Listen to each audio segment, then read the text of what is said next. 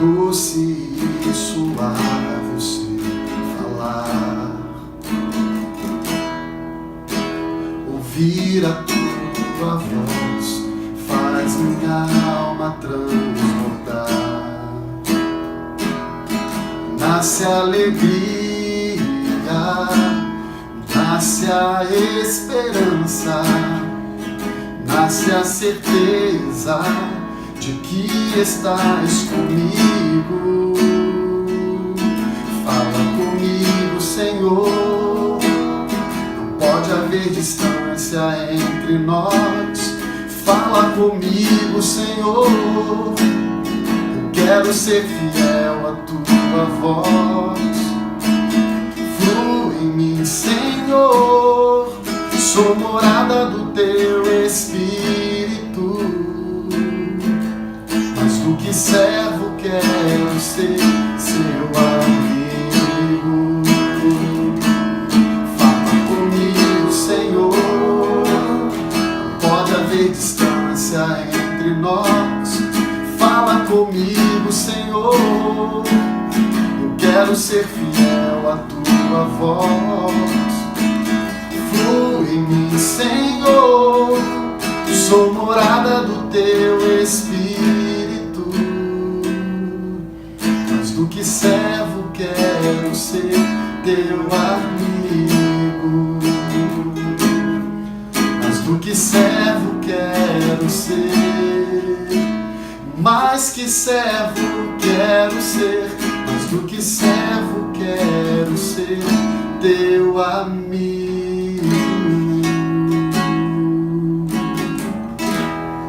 Olá pessoal do blog, pessoal do Facebook, pessoal do YouTube. Estamos aqui em mais um vídeo, hoje com a presença do pastor Fernando. Olá pessoal, prazer estar aqui com vocês. O pastor Fernando é pastor da Igreja Batista Missionária Betel aqui na Taquara. Eu estou ali como pastor auxiliar na nossa igreja de Caxias. E hoje nós vamos falar sobre um tema bastante pertinente à igreja evangélica dos nossos dias, né, que é a secularização da igreja e do comportamento do cristão moderno, né, do cristão de hoje. Fazer uma pergunta aqui para o pastor Fernando. Como é que você vê hoje o comportamento do cristão, tanto homem quanto mulher, diante das demandas sociais, das mudanças da sociedade, das mudanças do mundo, tanto referente a comportamento, referente à moda, referente a vários aspectos da vida social do homem? Beleza. Em primeiro lugar, eu queria dizer que é uma alegria estar aqui no canal, no pessoal do Facebook, do blog, enfim, pastor Sandro. E eu espero que o bate-papo que a gente vai ter aqui seja pelo menos aí uma oportunidade de reflexão acerca de um assunto tão relevante para a nossa vida, para a vida da igreja. A gente sabe que o problema hoje não é nem conhecimento. Eu penso, pastor Sandro, que o que está faltando na igreja ou nos cristãos é a identidade. Então, na verdade, a igreja, ao longo do tempo, talvez por ter sido tão reprimida por uma igreja mais conservadora, uma igreja mais autoritária, uma igreja que valorizava muitos dogmas, talvez ela tenha buscado uma liberdade que, na verdade, descaracterizou a igreja. A gente tem um texto lá em Atos, a respeito da igreja primitiva, e diz lá que aquela igreja caiu na graça do povo. Mas se nós analisarmos o contexto, ela caiu na graça do povo não por compactuar com a estrutura social e cultural daquela época, muito pelo contrário. Aquela igreja caiu na graça do povo porque ela tinha poder, ela tinha comunhão, ela tinha verdade. Ao longo da história da igreja, e aí nós vamos falar basicamente da igreja brasileira, porque a gente não tem um estudo para poder fazer menção às igrejas evangélicas do mundo. Nós estamos falando da igreja evangélica brasileira. Ela, por ter sido muito reprimida talvez no passado, foi buscando uma certa liberdade que, na verdade, alterou a verdadeira identidade da igreja. Então, hoje a igreja está muito parecida com o mundo, em todos os aspectos. Na sua ideologia, no seu comportamento, na sua estética, nos seus valores. Nesse sentido, eu penso que nós precisamos de um resgate da identidade da igreja. Hoje eu estava assistindo um programa no jornal, falando sobre uma cantora de funk que teve um problema na praia, que ela não queria tirar foto aí com o pessoal, e aí tem uma letra dela que ela fala assim, eu não prestei muita atenção porque era muito profunda a letra, então não ocupou muito espaço na minha mente. Mas fala assim, eu não quero ter hora para voltar para casa, porque eu quero ficar a noite inteira e voltar quando quiser. Porque quando você estava falando isso, por que veio isso na minha mente agora? Porque eu penso assim, a igreja do passado, ela realmente teve um comportamento e uma educação dos seus membros muito repressor em nome de Deus. E aí desfigura como que Deus queria realmente se relacionar com o homem na liberdade que o Espírito Santo nos promove. E aí por que eu estou falando isso? Porque da mesma forma acontece com os filhos. Porque quando a gente tem uma casa onde há muita repressão, geralmente esses filhos tendem a ir de um extremo ao outro. E aí, da mesma forma, a figura do pai e a figura da mãe de autoridade ali também, de certa forma, foi desfigurada. E aí, como forma de se libertar, o filho às vezes vai de um extremo ao outro. É o que parece hoje. A igreja, para dizer que rompeu com esses dogmas pesados, né, com esse fardo e com esse jugo que não era o que Cristo oferecia para nós, ela foi de um extremo ao outro. E hoje quer se dizer livre, mas tanto um extremo quanto o outro, os dois são danosos. Né? Porque a Bíblia diz que ele nos dá espírito de moderação. Então nós saímos de uma ponta e fomos rapidamente para uma outra ponta. E ainda não conseguimos encontrar qual é o meio termo, qual é realmente o centro de Cristo no nosso proceder. Com certeza. Eu acho, pastor Sandro, importante a gente deixar claro aqui, que o fato de nós termos citado esse autoritarismo da igreja antiga, nós não estamos desabonando aquela igreja, na verdade nós estamos apresentando uma das causas para o que a gente tem visto hoje, mas na verdade a igreja histórica, ela tem muitas qualidades que precisam ser resgatadas. Acho que é bom deixar isso claro, para que as pessoas não entendam de maneira equivocada. Eu concordo com você. O pudor, né? O senso de pudor. A centralidade da igreja na vida das pessoas. Então, embora houvesse uma certa repressão, dogmas considerados hoje arcaicos, obsoletos, mas a gente percebia, por exemplo, que havia mais temor, a igreja ela estava mais na centralidade da vida da pessoa.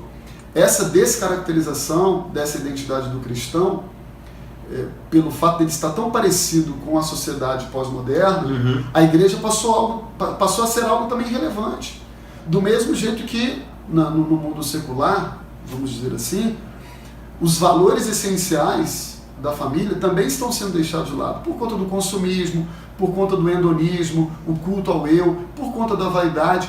Então a gente percebe que essas características foram tomando conta da igreja, dos cristãos, e até a própria igreja, por conta disso, passou a não ser algo relevante para a vida do cristão, o que é uma grande contradição, porque a igreja é o corpo de Cristo, ali nós vivemos a comunhão, ali nós vivemos o ensino, ali nós vivemos o serviço, né? A igreja é o corpo de Cristo, e é corpo porque é através desse corpo que Deus sinaliza o reino dele nesta terra.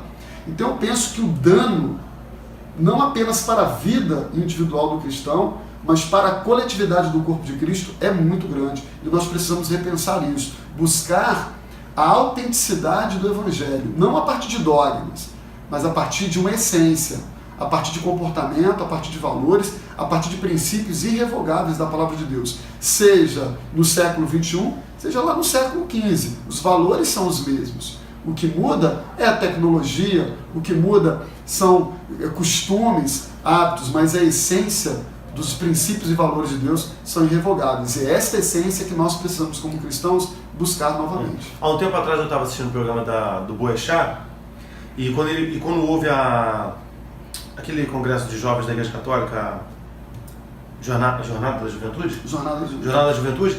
E aí uma repórter foi falar com ele assim, o Papa se pronunciou e ele falou assim, não, eu quero saber o que ele pronunciou. A igreja vai aceitar o homossexualismo? A igreja vai aceitar o aborto? A igreja vai aceitar... E ela ficou meio sem ter como responder, porque realmente a igreja não ia se posicionar em relação a isso, ele teria outros valores. Então, aí ele falou assim, então eu nem quero conversar sobre esse assunto, né? Porque queremos dizer o seguinte, quando a igreja tiver algo para mostrar que ela está se adequando, Aí a gente comenta. Então, na ideia dele, assim, enquanto ela estiver arcaica, continua arcaica, então eu prefiro nem comentar. E eu acho engraçado pelo seguinte, porque toda vez que a gente vê uma reportagem a respeito da descoberta de novas culturas, a descoberta de novos povos, o que é valorizado?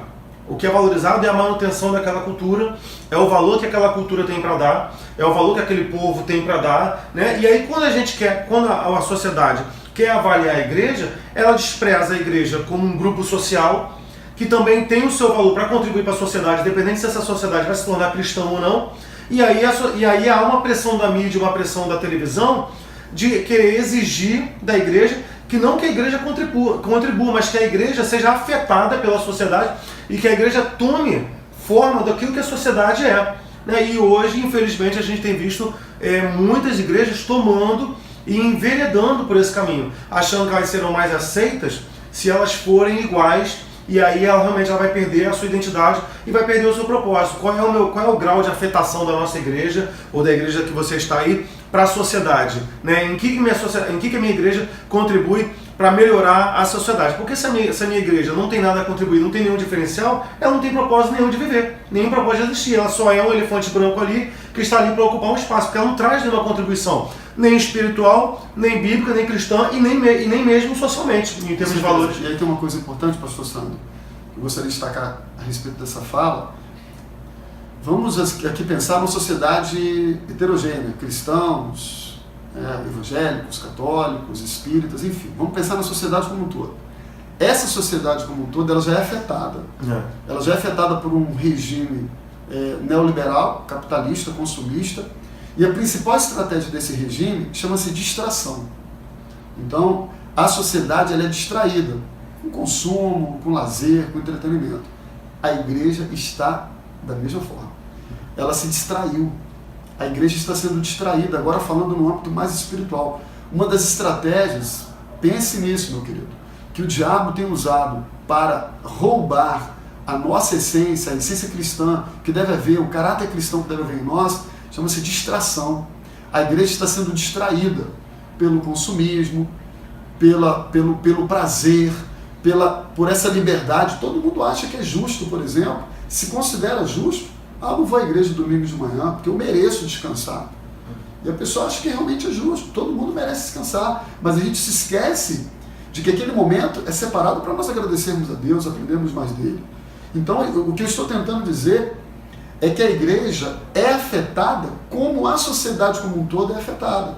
Mas isso não deveria acontecer, porque nós somos sal da terra, nós somos luz do mundo. Nós não deveríamos nos conformar com isso, como está lá em Romanos 12:2. Nós deveríamos, na verdade, confrontar isso como alguns cidadãos que nem cristãos são e confrontam. E conseguem fazer. E confrontam essa estrutura posta. Então, a grande questão, e eu espero que esse bate-papo tenha servido pelo menos para desencadear uma reflexão, uma crítica a respeito das pessoas que estão nos vendo, nós precisamos estar atentos. A igreja está sendo distraída e nisso ela está perdendo a coisa mais importante que ela tem, a identidade de Cristo. Bem, a gente vai terminar por aqui. O que a gente queria colocar, né, não é um conjunto de regras, não é dizer se você pode fazer ou não pode fazer, mas uma reflexão se realmente Cristo tem sido o paradigma na minha vida ou tem sido o mundo. Né? Ou eu uso Jesus, né, como discurso para poder viver as benesses do mundo, ou eu estou no mundo para viver aquilo que Jesus proporciona para mim. E aí Cristo precisa ser o parâmetro das minhas decisões, em estar num show ou não, em ouvir uma música ou não, em comer algo ou não, em vestir uma blusa ou não. A gente precisa aprender a viver realmente essa liberdade com o Espírito Santo para que Ele nos guie através dessa liberdade. Ok? Quero agradecer mais uma vez aqui Pastor Fernando. Galera, foi um prazer. Espero voltar outras vezes aqui para a gente pensar a respeito de outros assuntos. Ok, um abraço a todos. A igreja do Pastor Fernando fica aqui na rua Ipinambé 57. 57 na Taquara, temos culto terças e quintas às 19h30. Domingo nós temos a EBD às 9 horas e culto às 19 horas de louvor. E sábado, 9 horas, tem a consagração também. Esperamos você lá, faça-nos a visita, vai ser uma honra receber você e sua família. Ok, curta o nosso conteúdo, compartilhe. Um beijão. Forte abraço.